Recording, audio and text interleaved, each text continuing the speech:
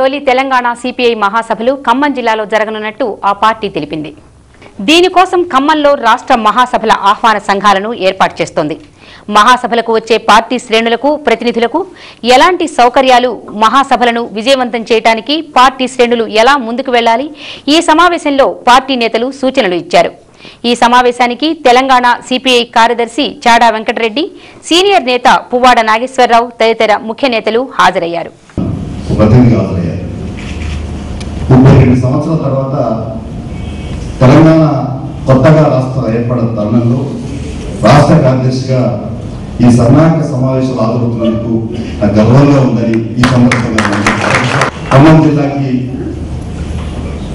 ఈ తెలంగాణ రాష్ట్రంలోనే కాదు భారతదేశంలో కూడా ప్రత్యేక స్థానం ఉంది.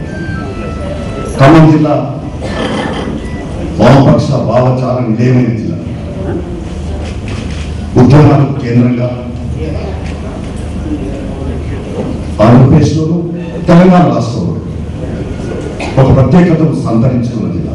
పంట వెళ్ళిపోతాం, రైతులు ఆందోళన బాటలో ఉన్నారు, వేరేగానికి సబ్సిడీలు ముట్టడి చేస్తా ఉన్నారు, తీవ్రమైన అసంతృప్తితో ఉన్నారు, ఆత్మహత్యల పరంపర సాగుతా ఉంది. ఇప్పటికే 270-80 300 దాకా ఆత్మహత్య, మన దగ్గర లిస్ట్ వచ్చింది. 250 పైబడి ఆత్మహత్య చేసుకున్న లిస్ట్ వచ్చింది. ఏ జిల్లాలో ఎవరెవరు ఎట్లా చేసుకున్నారు.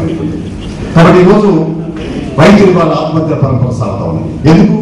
వాళ్ళకి గిట్టుబాటు ధర లేవు, మద్దతు ధర లేదు, ఇలా పత్తి వస్తే దాన్ని కొనేవాళ్ళు లేడు, సిసిఐ కేంద్రాలు ఓపెన్ కాలేదు, ఇంకా నష్టవస్తమైన పరిస్థితి ఉన్నది. అలాగే విద్యుత్ కొరత మూలంగా అనేక సవాళ్లు, అనేకమైనటువంటి ఇబ్బందులు ఎదుర్కొంటూ ఉంటాను.